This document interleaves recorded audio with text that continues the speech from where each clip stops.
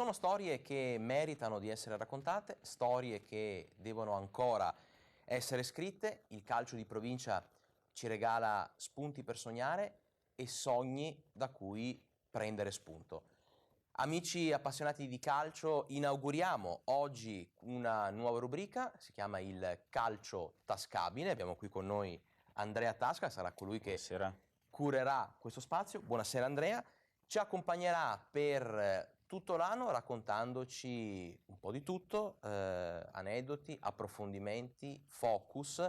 E allora scopriamo subito chi è il primo protagonista di questa nuova rubrica. Di chi ci parli oggi? Oggi ti parlo di Leonardo. Leonardo è Leonardo Zarpellon, è un ragazzo di Mussolente, classe 99, che muove i primi passi calcistici nella squadra del suo paese, che è appunto il Mussolente, per poi passare al Bassano Virtus, dove svolge tutta la trafila del settore giovanile.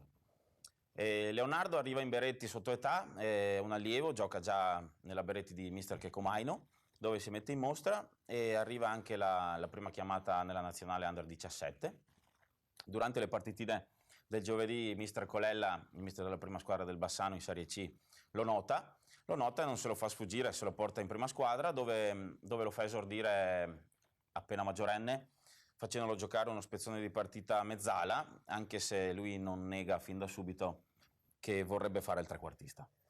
Leonardo è uno dei giocatori che rientra in blocco, che passa 2 estati fa dal Bassano Virtus al Vicenza, al mitico Lanerossi Vicenza, e sceglie la maglia numero 14, il suo numero preferito per giocare con i biancorossi.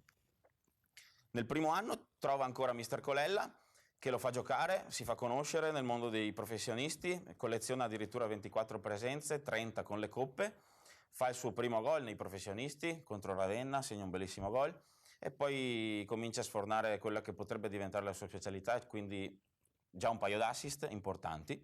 In questa stagione sportiva con mister Mimmo Di Carlo sta facendo un po' fatica a trovare spazio, la concorrenza è davvero di quelle alte, e quindi speriamo che il Vicenza possa riservare in lui un'ottima arma per il rush finale nella vittoria, speriamo, del campionato. Andrea, brevemente quali sono le caratteristiche allora di Zarpellon? Leonardo è un trequartista, ma degli strappi davvero impressionanti, molto potente. Mi piace molto di lui che a volte non dribbla nemmeno l'avversario, si porta la palla a destra, a sinistra e lo salta direttamente, perché ha un'ottima corsa e un ottimo passo. Paragone simpatico con magari un calciatore di quelli che siamo abituati a vedere domenicalmente su Sky? Non più, però mi ricorda davvero tanto Kakà.